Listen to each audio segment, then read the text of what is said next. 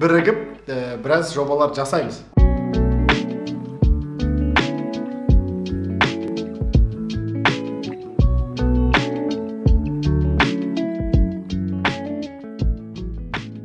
Міне біздің дүйсенбіміз осылай басталды, достар. Командамен отырмыз. Біз білесіздер ғой, мен Жамекон Түлек екенмін. Сол Түлектің ассоциациясын құрып жатырмыз. Қысқаша сіздерге айтып кетейін. Түлектер бірінші очередте біз түлектермен айналысамыз. Олардың кәсіби өмірі, әлеуметтік өмірі деген секілді араласуы. Екінші орында біз колледжбен айналысамыз. Инфрақұрылымдық дамуы, әкімшілік, студенттер бар дамуы. Және төртінші осы мекеменің өзінің дамуы болады. Бүгін жұмыс жақсы басталды ма, Алпамыс? Жақсы басталды. Алпамыс та өзінің колледжіне айтпақшы да сәлем айтып қойсаң болады. 18 колледжге жанымды сәлем. Иә, сол колледжінде түлектер ассоциациясын ертеңгі күні Құдай қаласа қолға алуы мүмкін, ықтимал. Иә, қазір соны ағалардан тәжірибе жинап үйреніп жатырмын. Не істеу керек, сонымен ертеңгі жақсы жинаған кезде менде осындай ниет бар. Міне, мына жерде note taking, как говорится, бәрін жазып отыр. Молодец. Алеке, сіз жұмыс ба сізде? Иә. Бүгін апаңыз келеді екен? Иә, бүгін әулетіміздің генералы келеді. Әулеттің генералы келеді, соған дайындық жазып отырмыз бәрін. Бәрін жазып отыр.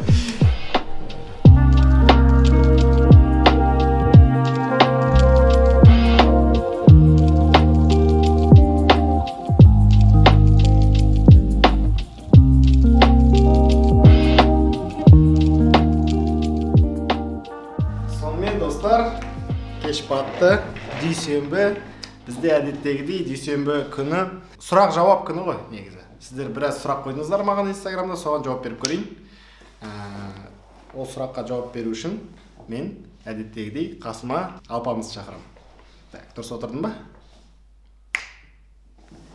Қалайсың, Алпамыс? Әдеттегідей жақсы. Әдеттегідей жақсы ма? Бірінші сұрақ, Алпамыс саған несі бар? Қатысы бар? Қатысы бар. Давай. Дрон болмасыншы, дрон болмасыншы. Дрон емес. Нұржан Жолдасбай, өткендегі біздің братандар. Футболдың видеосы қашан шығады дейді? Ертең шығады. Ертең шығарасың ба? Қайдан көреді ол видеоны? Өзіне жіберем. Өзіне жібересің, сосын бізге де қойық блогқа. Давай. Нұреке, ертең болады видео. Бота сұрап жатыр. Не нәрседен қорқасың? Қызық сұрақ екен. Жалпы шыны керек өте қызық сұрақ, жауап беруге қиналып тұрмын. Өйткені мен негізі қорықпауға тырысамын. Өйткені ер азамат болғаннан кейін бізде жауапкершілік өте көп. Сосын біз бизнес жасаған кезде қорқу деген сезімнен айырылғымыз келеді. Өзімізді солай настраивать етеміз, қорықпаудан, ештеңкеден қорықпаудан. Сондықтан да неден қорқасың деген сұраққа қазір бірден жауап бере алмай тұрмын. Негізі бірақ қорқатын нәрселер өте көп қой. Абыройын жоғалтуға қорқасың, бір затқа, бір мақсатқа жете алмай қалудан қорқасың. Бірақ осы екінші айтып тұрған нәрсем негізі қорықпау керек деп ойлаймын одан. Өзімде ол қорқынышты жеңіп қойғам, өйткені өмір деген ол сынақ. Бір нәрсеге жете алмасаң, яғни бір есігің жабылса, екінші есігің ашылып тұрады. Сондықтан да одан қорқудың қажеті жоқ. Сондай нәрселер енді іштегі, бірақ жалпы ештемеден қорықпауға тырысасың. Ары қарай тағы да бота сұрақ қойып жатыр. Қатты сағынатын күндерің немесе зат? Осы сұрақты мен күндіз қойған кезде оқыдым. Соңғы күндері, шынымды айтатын болсам, соңғы күндері кішкентай кезімде папаммен бірге, папам менің главный механик дейміз енді, гараждың басқарушысы, бір үлкен мекеменің. Кішкентай кезімде папаммен базарға запчасть алуға баратынбыз. Папам ертіп жүреді. Сол жақта бір шай сатып тұратын жерде шай ішетінбіз, болмаса бір шашлык пісіретін бір аташқа бар етін, Тараздың базардың қақ ортасында. Сол жаққа қарай барып, қыдырып, папаммен бірге жүрген күндерімді неге екенін қатты сағынып жүрмін. Оны ашық папама да айтып жүрмін, мама да айтып жүрмін. Сол нәрсені өте қатты сағынып жүрмін. Енді мынау да екеумізге қатысы бар. Ұлан жазып жатыр.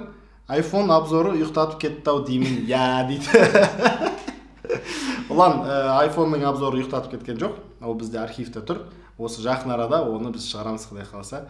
Кешіктір жатқаныңызға сен ренжіме. Міндетті түрде шығарамыз. Әлсемен талай видеолар шығарамыз.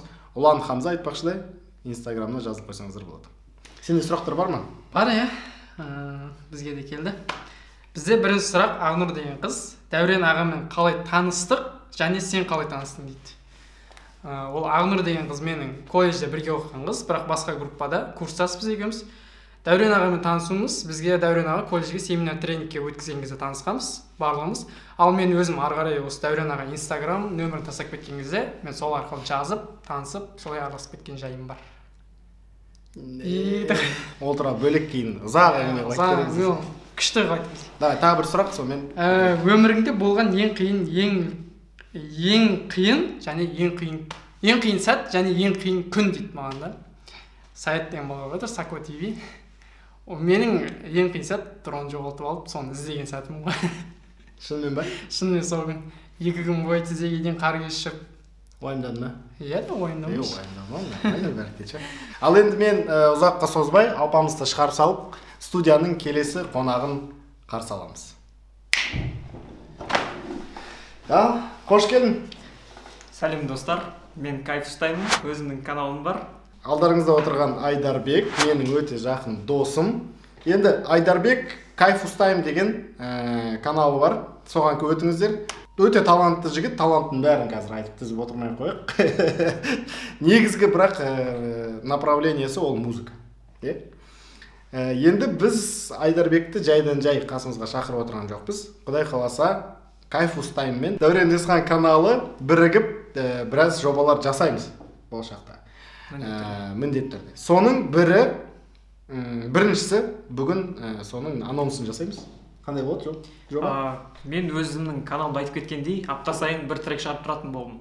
Бірақ сол өзіме қойған сынағымды Дәурен Есханмен бірге қосылып, сол әрбір апта сайын Дәуреннің каналына арнайы музыка жазатын боламын. Сіздер байқаған шығарсыздар, біздің каналда перебивка болсын, екі көріністің ортасында әртүрлі музыканы қолданамыз біз жиі. Бұған дейін біз интернеттен алатынбыз. Енді авторлық музыканы алатын боламыз. Айдарбек біздің каналға арнап, мынауски кайф ұстайтын музыкаларды жазып береді. Бүгін мен осымен влогты аяқтайық. Қарсы болмасаң? Айтарым бар ма? Каналға жазылыңдар. Айтарымыз каналға жазылыңыздар, достар. Сосын анандай бар екен айтпақшыдай. Туысқандардың арасында WhatsApp'та осы видеоны таратып жіберіңіздерші деген просьба бар екен. Сол кезде көп не қылады екен. Сондықтан да біздің видеоларды достар туысқандар группасына немесе класстастар группасына таратып жіберіңіздер. Көбірек бізге жазушылар келсін. Шынымен қызық санасаңдар. Шынымен өздеріңіз ұнап тұрса таратыңыз. Әйтпесе тек қана біз айтты екен деп таратпаңыздар. Баршаңызды құшақтадық. Ертең влогта кездескенше сау сәлемет болыңыздар.